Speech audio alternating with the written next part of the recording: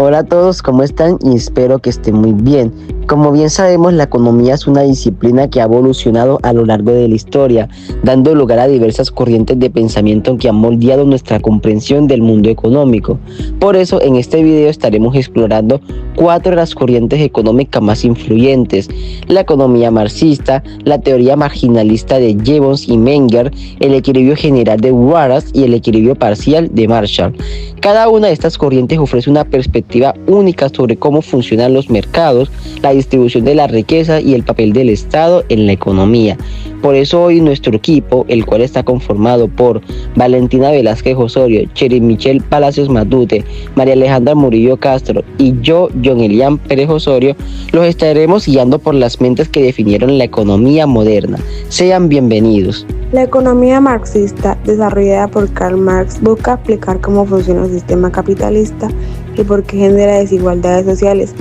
Parte del principio del valor y trabajo, que sostiene que el valor de los bienes y servicios no depende de su precio o de los materiales usados, sino del trabajo humano necesario para producirlos. Esto significa que el trabajo es la fuente real de toda riqueza. Sin embargo, en el capitalismo, los trabajadores no reciben el valor completo de lo que producen, sino solo una parte como salario. La diferencia entre el valor que crean y lo que se les paga se llama plusvalía y representa la ganancia del capitalista, que se apropia de ese excedente sin haberlo generado directamente. Esa situación da origen a la explotación laboral, ya que el obrero produce más de lo que recibe y el empresario se enriquece gracias al esfuerzo ajeno. Con el tiempo, esa ganancia se reinvierte para producir aún más, lo que Marx denominó acumulación de capital, un proceso que concentra la riqueza y el poder económico en manos de unos pocos, mientras la mayoría de los trabajadores siguen en condiciones desiguales. En la actualidad, las ideas marxistas siguen teniendo relevancia, ya que permiten analizar problemas como la desigualdad, distribución de la riqueza, la precarización del trabajo y el desempleo, y la crisis económica provocada por la búsqueda excesiva de ganancias. La economía marxista sigue siendo una herramienta útil para comprender las injusticias del sistema capitalista y reflexionar sobre alternativas más justas y equitativas.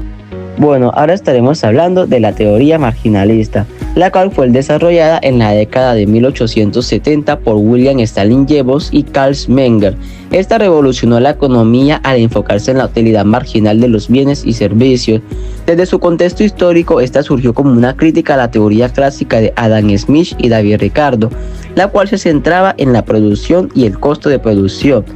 Los marginalistas argumentaron que el valor de un bien o servicio depende de la utilidad que los individuos le atribuyen en lugar de su costo de producción.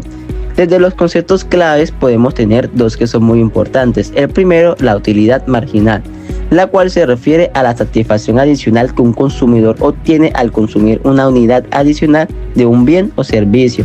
A medida que se consume más de un bien, la utilidad marginal tiende a disminuir. Como segundo concepto tenemos la ley de la utilidad marginal decreciente. Esta establece que a medida que se consume más de un bien, la utilidad marginal disminuye. Por ejemplo, si comes una hamburguesa, la primera puede ser muy satisfactoria, pero la segunda o la tercera puede ser menos satisfactoria. Ahora, si bien podemos mirar una analogía, por ejemplo, un vaso de agua. Imaginemos que estás en el desierto y te encuentras un vaso de agua. El primer vaso es extremadamente valioso para ti, ya que te salva de la sed. Más sin embargo, a medida que bebes más vasos de agua, la utilidad marginal de cada vaso adicional disminuye. El 10º vaso de agua puede ser casi inútil. Además de esto, si buscamos una aplicación práctica para esta teoría, puede ser la fijación de los precios, ya que la teoría marginalista ayuda a entender cómo se fijan los precios en el mercado. Los consumidores están dispuestos a pagar un precio más alto por un bien o servicio que les proporcione una mayor utilidad marginal.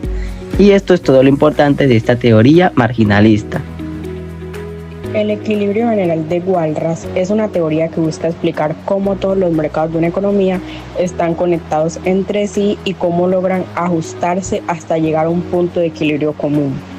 A diferencia de los modelos que analizan solo un mercado por separado, Walras propuso que todo está relacionado. Si cambia algo en un mercado, eso puede afectar a los demás. Por eso, el equilibrio no se da de manera individual, sino en conjunto, cuando todos los mercados logran estar balanceados al mismo tiempo. Para explicar esto, Walras desarrolló un sistema de ecuaciones que representa cómo interactúan la oferta y la demanda en cada mercado.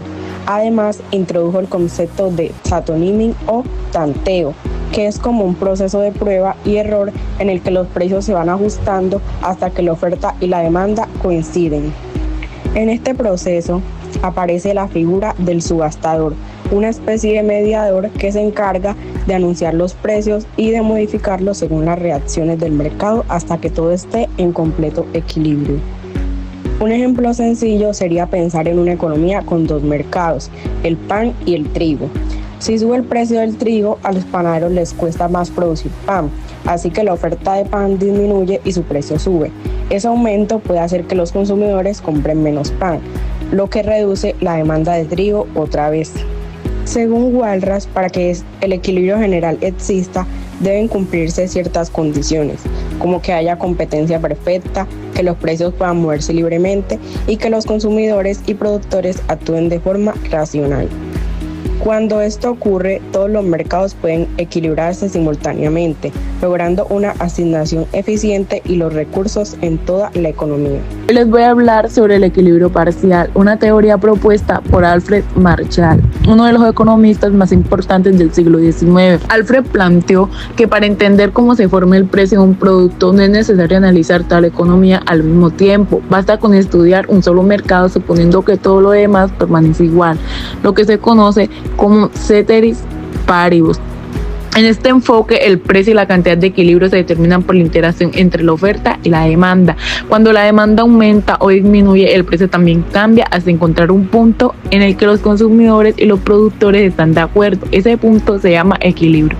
Alfred también introdujo conceptos muy útiles como las tijeras de la oferta y la demanda, que muestran cómo ambas curvas se cruzan para determinar el precio, y la elasticidad, que mide qué tanto cambia la cantidad cuando cambia el precio, y el excedente del consumidor y del productor, que representa el beneficio que obtienen cada uno en el intercambio. Si de repente muchas personas quieren comprar zapatos porque están de moda o hay una promoción, la demanda aumenta. Al haber más compradores interesados, los vendedores pueden subir un poco el precio y aún así venderán sus productos con precios más altos. Más empresas querrán producir y vender zapatos porque les conviene económicamente, y esto hace que la oferta también aumente. El precio seguirá ajustándose hasta que la cantidad que las personas quieran comprar sea igual a la cantidad que las empresas quieran vender.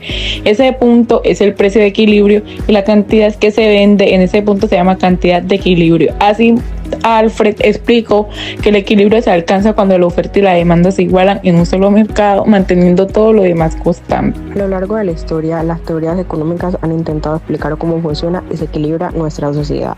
Marx reveló las desigualdades del capitalismo y la explotación del trabajo. Los marginalistas como Gibbons y Menger cambiaron la mirada hacia el valor que damos a las cosas. Marshall mostró cómo se equilibran los mercados individualmente, y Walras fue más allá, conectándolos todos. En conjunto, estas ideas nos recuerdan que la economía no solo se trata de números, sino de personas, decisiones y las fuerzas que mueven el mundo.